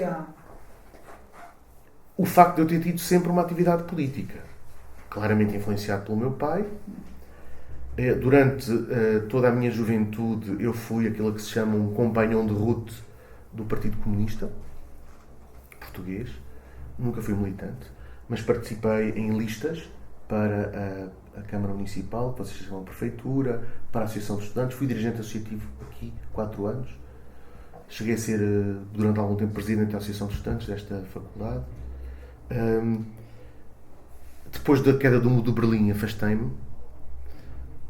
Cheguei a votar uma vez no Partido Socialista, mas perante a entrada do Partido Socialista na terceira via, eu voltei à companhia do Partido Comunista, até surgir um novo partido com o qual eu inicialmente tive uma reação de desconfiança, porque cheguei a dizer isso numa entrevista que ainda hoje é muito gozada pelos meus camaradas, em que eu dizia que era o partido das novas pequenas burguesias urbanas. Qual? O Bloco de Esquerda, que resulta de uma recomposição, se quisermos, das extremas esquerdas. Ou seja, são 3 partidos de extrema esquerda que dizem que a extrema esquerda em Portugal viveu todos estes anos em lutas intestinas, dilacerando-se por pequenos pormenores. Ou porque uns se orientavam pela Albânia, ou porque outros se orientavam pelo Mao, ou porque outros se orientavam pela União Soviética, ou porque outros se orientavam, enfim, não sei por que variante do trotskismo. O muro caiu, a Guerra Fria acabou. Não os órfãos. Exatamente. Os órfãos políticos. Exatamente. E portanto a ideia foi refundar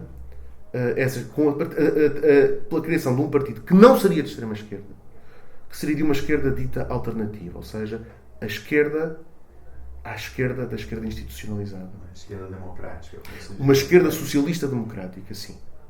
Não a esquerda democrática da social-democracia terceira via, uma esquerda que não perde uma orientação socialista e uma influência marxista, embora do marxismo muito aberto, muito heterodoxo, mas que tenha esse referencial marxista, e que em Portugal foi o Bloco de Esquerda. O Bloco de Esquerda surgiu, na primeira eleição elegeu 2 deputados, eu não fazia parte, nessa eleição ainda fui candidato independente pelo Partido Comunista.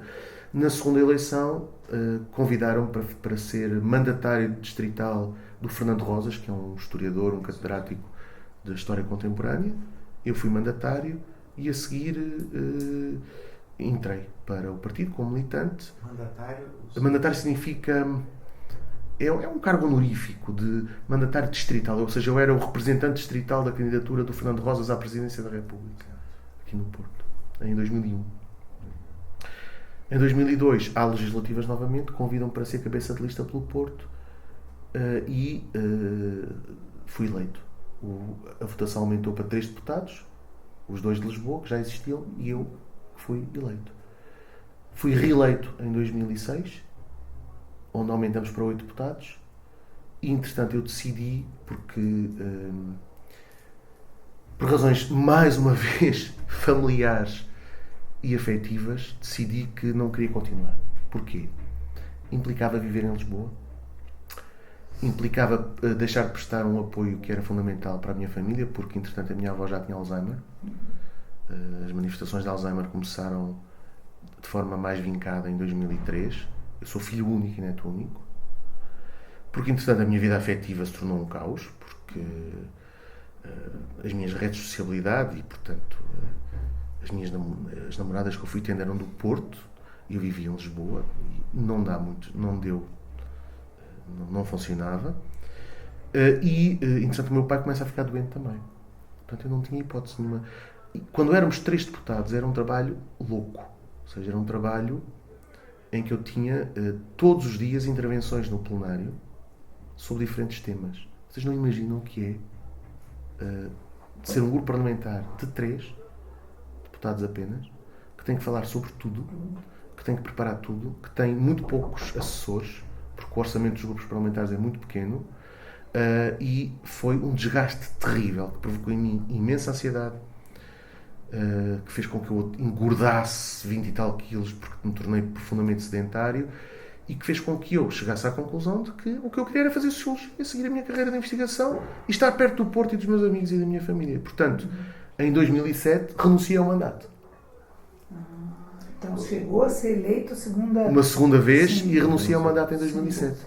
Hoje de manhã entrevistamos Augusto Santos Silva, que disse que ele percebeu que ele precisava saber as 5 primeiras frases sobre qualquer assunto. 5 frases para se ajeitar. Quer falar de uma estrada? Que não é o Claro. Não, isso é outra coisa. Mas isso foi muito engraçado. Ele foi também deputado e depois ministro, secretário de Estado. Aliás, partilhamos esse período, uma boa parte desse período. E o que é muito engraçado, porque quando eu fui para o Parlamento, os meus colegas... O Bloco de Esquerda também é muito caracterizado por ter académicos. O líder, até há pouco tempo, é professor catedrático de Economia, o Francisco Louçã. O Rosas, um dos fundadores, é professor catedrático de História. Ana Draga é socióloga. Portanto, assim, é muito ligado à academia também. Mas com a implantação popular, que chegou a ter 16 deputados, 10%. Depois voltou a descer nas últimas eleições, novamente para 8 deputados, 6%. Mas o que é que acontece? Neste momento tem 8 ponto tal nas sondagens. Acontece é que foi muito curioso ver, mais uma vez, a transferência de disposições. A questão da transferência de disposições, que eu acho que é uma chega que o Lair dá com muita cuidado. Eu sempre tive à vontade para falar em público, porque desde cedo, em criança, era instigado a ler a poesia à família toda, porque depois fui dirigente associativo e falava para centenas de pessoas. E quando cheguei ao Parlamento, era daqueles deputados que não levava papel. Falava de improviso. Só que, rapidamente, os meus colegas me foram chamando a atenção que eu tinha um discurso algo populista, demasiado fácil, etc. Então, eu tive que fazer uma transição entre esse discurso, algo populista, que estava nos antípodas do meu discurso como académico, e, portanto, fazia muita confusão às pessoas que me conheciam como académico. Como é que ele fala assim enquanto político, não é? E depois tive que profissionalizar um discurso político que já não era tão básico, tão populista, mas também não era académico, e que era o discurso do soundbite. Ou seja, nós sabíamos perfeitamente que naquela intervenção, e o nosso partido era muito visível, porque era novo, sentia-se que estava a crescer, não é? Que estava em ascensão. Havia uma atenção enorme. Nós sabíamos que daquele discurso, daquela intervenção que íamos fazer, havia 10 segundos que iam passar em prime time no telejornal. Nós tínhamos que, ou escolhíamos nós isso, pela fabricação de soundbites, ou escolhiam os jornalistas. Portanto, tínhamos que ser nós a escolher. E a certa altura isso tornava-se insuportável. Tornava-se um vício insuportável. Eu acho que das coisas que mais me custou quando prescindi do mandato, e depois de prescindir do mandato, ainda fui candidato à Câmara do Porto em 2009. Porque achei que era uma dádiva que eu deveria fazer ao partido, porque apesar de tudo investiram muito em mim, era uma figura que se tornou conhecida, era preciso um candidato ao Porto, portanto, enfim. Mas uma das coisas mais desgastantes era essa questão, mas ao mesmo tempo mais viciantes. Eu não tenho vergonha nenhuma em dizer que senti falta da exposição mediática diária depois de ter rescindido, de ter prescindido do mandato. Que eu já não apareço todos os dias na televisão, que já não há notícias no jornal todos os dias, o que ou seja, é como se fosse uma dependência, uma droga, que eu estava drogado naquilo. Portanto, ainda bem que saí de alguma maneira, não é? Crítica do Bourdieu da televisão, né? Exatamente. Tem um lado aditivo. Vestiu a carapuça, como se dizia. Tem um lado aditivo, não é? Isto às vezes causava alguma confusão. O António sempre percebeu muito bem que eu tivesse que fazer essa transição entre discursos e papéis sociais, mas outros não percebiam tanto. Como é que este tipo como é que este tipo que nas aulas tem um discurso rigoroso e que como é que ele fala, como é que ele diz, como é que ele é tão agressivo e tão conflituoso, e as pessoas não percebiam por vezes como é que isso acontecia, não é? Política não pode ser, e era o que eu dizia, atenção, papéis sociais múltiplos, contextos diferenciados, nem todas as disposições se transferem, há disposições que são contextualizadas. Eu tentava depois também teorizar sobre isso. Mas agora, acho que nunca deixei de. Ia perguntar do Brasil. Isso, eu quero perguntar também as suas relações acadêmicas, como é que começam, de que forma e como é que se estruturam hoje. Eu a primeira vez que fui ao Brasil foi em 95, no primeiro Luso-Afro-Brasileiro, no Rio de Janeiro. Fiquei sem impressão estruturada sobre o Brasil. O que significa um conjunto desconexo de ideias, o que significa lembrar-me de estar num hotel em Copacabana a passear em frente e a ouvir tiros de repente, aparecer muita polícia e mandarem-me entrar, o que significa não ter entrado na realidade brasileira e ter ficado sempre com o estereótipo do medo, da insegurança, da desigualdade, etc. Isso mudou muito quando em 96 fui ao Recife com as tais Irmãs Doroteias e conheci através delas o que foi a história da ditadura militar e comecei a entrar no campo das ciências da educação no Brasil. Depois, em toda a década passada, comecei a ir muito ao Brasil e a partir de 2007 comecei a ir várias vezes por ano ao Brasil. Porquê? Rede de Estudos Urbanos, Coimbra, USP e outras universidades brasileiras, onde tive a ocasião pela primeira vez de fazer trabalho de campo. Fiz trabalho de campo no centro urbano de São Paulo. Então, no Brasil, portanto, fazer esse trabalho de campo, sim, ou seja, porque eu também tenho trabalho na área da sociologia urbana e tenho algum interesse pela questão daquilo que o Soja chama na linha do Lefebvre o terceiro espaço, isto é, o espaço que resulta da interseção entre a nossa percepção do espaço, a percepção cotidiana do espaço, da forma física, a produção do espaço pelos planejadores, como vocês dizem, pelos peritos, arquitetos, urbanistas e engenheiros, e a interseção que depois resulta através do espaço vivido, né? Daquilo que o Lefebvre chama as representações do espaço, os espaços de representação, peço desculpa, os espaços de representação, que é o espaço vivido, que é o espaço do cotidiano, na sua materialidade concreta. E decidi estudar o centro de São Paulo em comparação com o centro do Porto, porque ambos tinham sido alvo de uma requalificação urbana por prémios Pritzker da arquitetura. O Paulo Mendes da Rocha em São Paulo e o Cisa Vieira aqui no Porto. E ambos comunicavam entre si. Isso deu-me uma entrada impressionante na sociedade brasileira, nas suas dinâmicas, no conhecimento da história brasileira, e depois a partir daí nunca mais parei. Na leitura de brasileiros, dos clássicos aos contemporâneos, e também, digamos assim, numa série de redes que entretanto fui forjando com a PUC do Rio, com a Universidade Federal do Rio de Janeiro, por via da educação e da sociologia da juventude, mais aí,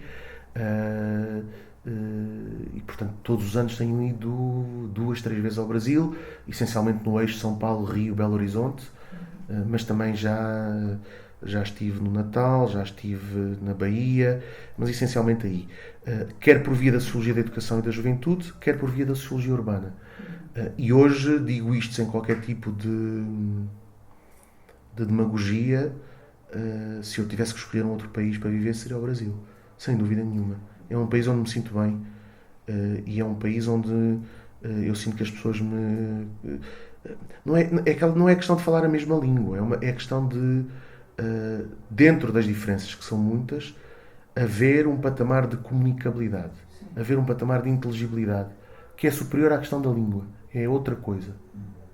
É outra coisa. Agora, das ciências sociais feitas no Brasil, o que lhe parece mais interessante? Acho curioso o facto da sociologia ter um lugar relativamente subalterno. Ou seja, acho curioso que a sociologia esteja... por exemplo, em Portugal, a sociologia é, sem pretenciosismo, a rainha das ciências sociais. Quer do ponto de vista do número de alunos, quer do ponto de vista do número de cursos, quer do ponto de vista das instituições, quer do ponto de vista do reconhecimento público e das políticas públicas. No Brasil eu noto que isso acontece bem mais com a antropologia e com a educação. Nos últimos 20 anos, certamente.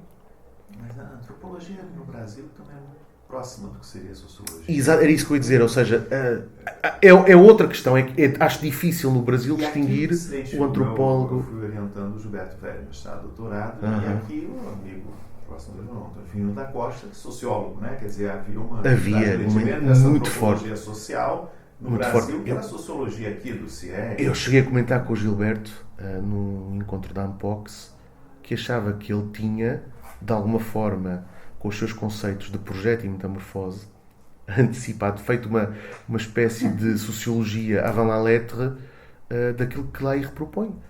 A questão dos mundos da vida, das esferas de atividade e dos trânsitos entre eles, e da forma como as disposições se vão moldando e ou não transferindo, ou seja, a questão do projeto e da metamorfose, que é o cerne da versão disposicionalista do Lair, está muito presente no Gilberto, não é? Bem como a questão, por exemplo, das questões urbanas e a questão da complexidade das sociedades atuais.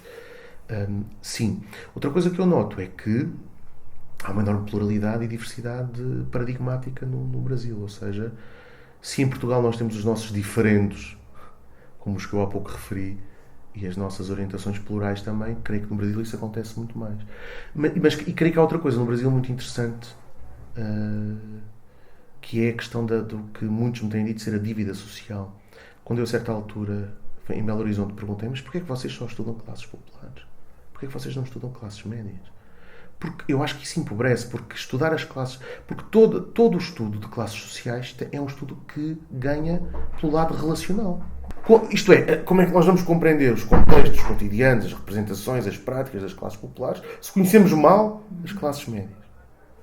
E como é que é possível confundir em classes médias frações tão distintas como as várias frações da burguesia ou as várias frações da pequena burguesia? Quer dizer, o que é classe média é a pequena burguesia de discussão, mas é classe média também a pequena burguesia intelectual e científica, e tudo é classe média. Ou seja, isso fez-me muita confusão, e dialoguei muito com os colegas sobre isso, e eles falam muito da questão da dívida social, ou seja, o que eu acho que é tocante, não é? Mas eu parece-me que... Mas quem sou eu, não é? Isto não é nada... Não quero ser pretencioso ao dizer isto, mas parece-me que a concentração dos estudos nas classes populares no Brasil, em particular na área da educação, faz com que, na verdade, a sociedade brasileira se conheça pior, porque ela conhecer-se-á melhor na relação. Agora, acho o clima intelectual no Brasil, e façam aqui o desconto do exótico, que eventualmente pode existir, mas eu acho o clima intelectual no Brasil bem mais estimulante do que aqui.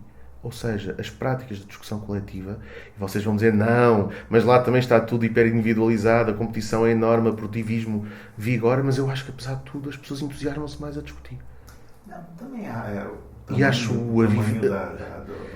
pode ser isso também. Né? Dizer, pode ser isso. Há muita coisa que nós achamos extraordinário. Pode ser isso, mas... momento de discussão, de pesquisa, e momento de encontro. Sim, mas olha, eu trago aqui pesquisadores de todo o mundo, divulgo ao máximo nas conferências de doutoramento e outras, e vai muito pouca gente, e pouca gente participa.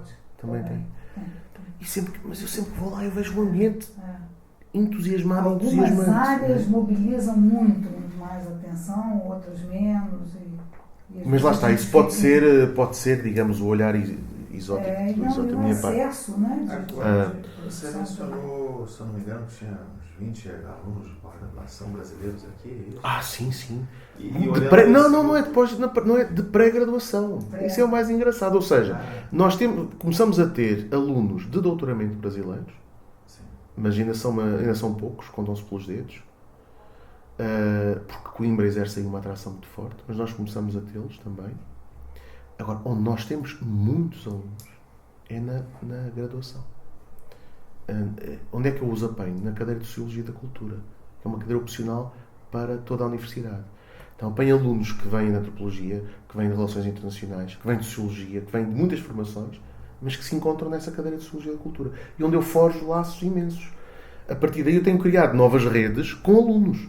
Desde uma revista que foi criada numa universidade, de cujo conselho editorial já faço parte, em que há troca de artigos, em que eles já publicaram cá e já publiquei lá, até organização de eventos, etc. Isso tem acontecido imenso. E o clima, a interação pedagógica nessas aulas é extraordinariamente mais rica, porque, devido às perspectivas, à multiplicação de pontos de vista, os alunos portugueses também se entusiasmam muito mais, e são as aulas que eu dou com mais prazer, com enorme prazer, e que me correm melhor. São as aulas de Sociologia da Cultura, por ter, em boa medida, por isso, porque tenho muitos alunos brasileiros que têm um enorme interesse pelas matérias, que fazem inúmeras questões, que ficam muito desiludidos com as notas, porque estão habituados a ter 10 ou 9, e aqui a nossa bitola é de 1 a 20 e dar um 17 é difícil. Portanto, eles acham que as notas são muito baixas, mas que, tirando isso, dão que leem imenso. Leem mais que os portugueses. Não sei explicar, não tenho elementos para explicar, mas leem mais que os portugueses. Sim? Claramente. Leem mais que os portugueses, sim. Leem mais que os portugueses, sem dúvida nenhuma. Embora os portugueses eventualmente estudem melhor para os testes, para os testes de escrita e exame, mas a nível de leitura e de ensaio, sem dúvida nenhuma. Bom, então essas suas redes continuam ativas? Sim, continuam ativas, sem dúvida nenhuma. E a sua avaliação é muito positiva dessa conexão. Absolutamente, muito positiva. Você vem muito de positiva. E tenho cada vez mais. E tenho cada vez mais alunos meus daqui a irem fazer lá uma parte do ano. O apoio do Estado é miserável, são 2.000 euros. São as famílias que apoiam, portanto, infelizmente são só alunos favorecidos que vão, mas que, através dos contactos que eu tenho ido lá também fazer estágios formativos, ou fazer uma parte da tese, ou participar num projeto, enfim, isso também está. O trânsito está a ser nos dois sentidos. E em relação aos países africanos, Moçambique, Angola, pouco. Como eles falam aqui no mundo luso-afro brasileiro, pouco. Temos alguns alunos angolanos e alguns alunos moçambicanos. O que é que acontece com os alunos angolanos? Alguns são da elite.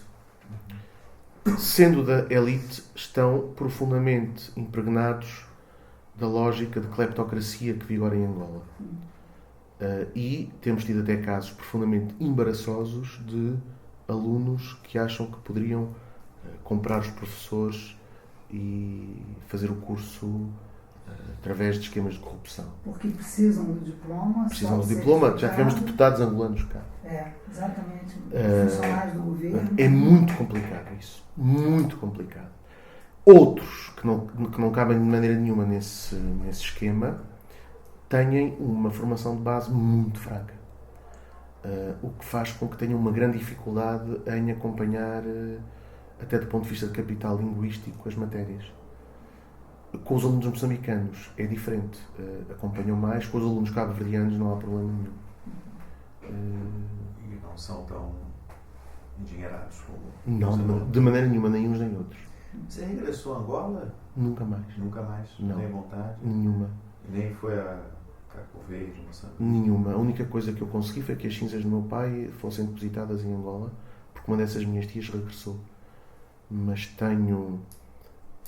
Isto é muito pessoal o que eu vou dizer, mas tenho um profundo desprezo por aquilo que o MPLA fez de Angola, e acho que, até do ponto de vista pessoal, é uma traição ao esforço que o meu pai deu.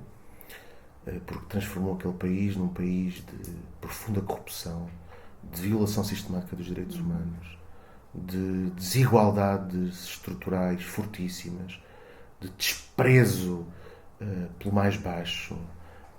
O meu pai sofria imenso com a forma como o regime vilipendiou os seus ideais primeiros, e portanto eu tenho um asco profundo à elite angolana, não posso dizer de outra maneira, e só pisarei Angola quando houver uma mudança de regime, quando Angola for realmente uma democracia, mas sinto uma profunda solidariedade pelos meus irmãos angolanos, como é evidente, mas não tenho qualquer vontade de ir lá. Agora, esses espaços luso-afro-brasileiros, né, de educação, de ciências sociais, não se acha que cumprem alguma função de circulação de ideias? Sem dúvida nenhuma. Assim, né? Sem dúvida nenhuma, porque... A vezes se critica como algo muito artificial, né? Tem a ver Brasil, Portugal e... Eu não acho que seja artificial, pelo menos nas experiências em que eu tenho. A experiência das redes urbanas correu muito bem, são estudos realmente comparados, onde fizemos pesquisa em conjunto, onde surgiram olhares novos pela comparação, pelo confronto, onde conseguimos, creio eu, descontar toda a parte do estranhamento e do exótico. Na parte da educação, é muito interessante ver como os mesmos objetos são tratados de maneira diferente. A mesma preocupação com o sucesso ou insucesso escolar é tratada de maneira diferente, até pela razão que há pouco vos referi, da forma como a estrutura social é concebida e analisada numa sociologia e noutra sociologia. Portanto, acho que a troca tem sido muito profícua. Com conflitos, evidentemente, com conflitos também, o que são interessantes. Mas acho que tem sido... Aliás, sem conflitos não valeria a pena. Não valeria a pena, não é? Acho que tem sido muito interessante e dentro de um clima intelectual muito estimulante, de grande reciprocidade, e que nada tem a ver com o turismo cultural. Pelo menos nos casos em que eu estou envolvido, apesar de eu adorar ir ao Brasil e de voltar uns quilos mais gordo e de voltar mais feliz, porque obviamente vou para contextos do que vocês chamam de classe média, é óbvio, não é? Claro. Mas tenho tido experiências também, quando o Maiani, na USP, pediu a 2 alunos deles, a 2 doutorandos, que passassem uns dias comigo a conhecer toda a zona leste e toda a zona das favelas. Eu fiz um pequeno texto que posso-vos mandar até, que nunca chegou a ser publicado, que se chama precisamente Pelas Favelas, entre o literário e o sociológico. Posso-vos mandar isso. E que me ajudou a desfazer muitos dos estereótipos sobre a questão da violência, do medo, tudo isso. Sim. Isso acontece a partir daí, com a gente também. Lá. Eu hoje nunca mais tive medo, se calhar sou em chamar-me ao inconsciente, nunca mais tive medo de andar no Brasil onde quer que fosse. Mas não perca totalmente. Eu sei, já me disseram isso, é o que me disseram. É o que me disseram, exatamente. É o que me disseram, mas eu nunca. É exatamente o que me dizem. Mas, não, exagere, por favor. Não, foi o que me disseram. É o que me dizem também quando me veem, por exemplo, a transportar uma sacola, às vezes, dizem assim. Mas de facto entrei na descontração total a partir de uma certa altura. E apesar de... E é muito curioso porque a minha ligação com o Brasil também há uma ligação também política, isto é, com os meus camaradas, os correspondentes ao Bloco de Esquerda, nomeadamente o PSOL. Não é? Mas o PSOL está num estádio muito diferente, está num estádio muito mais fragmentado, muito mais conflituoso, com muito mais divisões internas. Acho que não fez a refundação que nós aqui fizemos. Mas foi importante também contactar com eles para perceber uma visão, digamos, mais radical sobre a questão das desigualdades sociais no Brasil, contactar com muitos estudantes do PSOL, mas achar que por vezes também há neles ainda algum infantilismo nessa radicalidade. Faz-me lembrar exatamente, aí acho que sim, acho que a maior parte deles são privilegiados e têm muito pouco contacto. Quando eu lhes faço perguntas, eu que sou de fora, perguntas sobre conhecimentos de realidades brasileiras desfavorecidas, noto que às vezes há um déficit. Portanto, acho que há ali uma certa retórica que poderia, apesar de haver setores do PSOL interessantíssimos, como é o caso daquele vereador do Rio com quem eu tenho falado, o Marcelo, que me parece ser um Freixo, que dentro da lógica mediática em que ele teve que cair, me parece ser... Mas ele já está considerado conservador pelo... Eu já percebi, ele queixou-se disso já. Sim. Ele queixou-se disso já. Mas,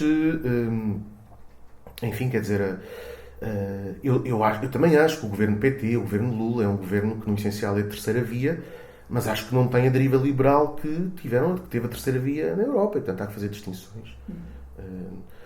Eu gostava, não sou brasileiro para dizer isto, mas eu não me sinto próximo da via, digamos, da via que o PT seguiu no Brasil, sinto-me mais à esquerda, mas tenho que reconhecer que houve redistribuição de riqueza e redução da pobreza. Isso para mim tem que ser dito, isso para mim é um ganho, não é?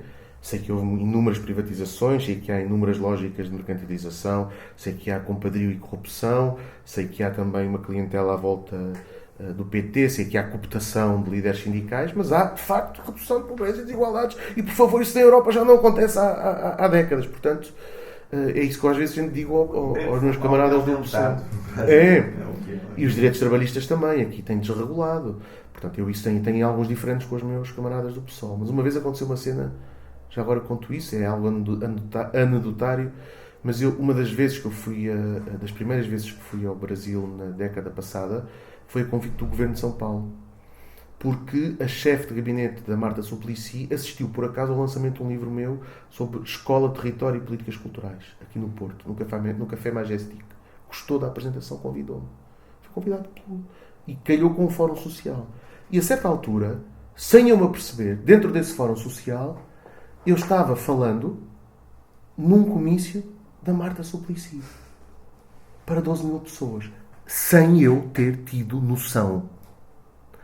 Dentro dessas 12 mil pessoas estavam vários camaradas meus do PSOL fazendo um contracomício.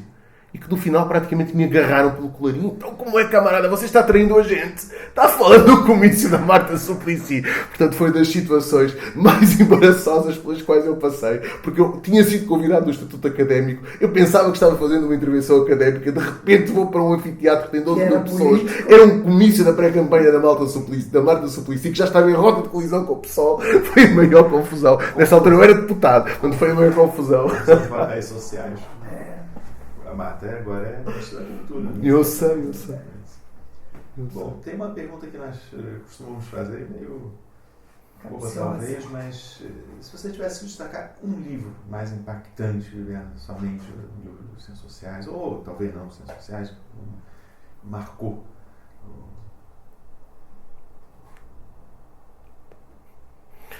Os Herdeiros. Os Herdeiros. Do Bourdieu, sem dúvida alguma. Em termos de...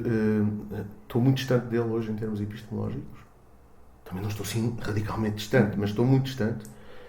De qualquer forma, foi o livro que teve o maior impacto enquanto estudante universitário, porque é um livro sobre estudantes universitários.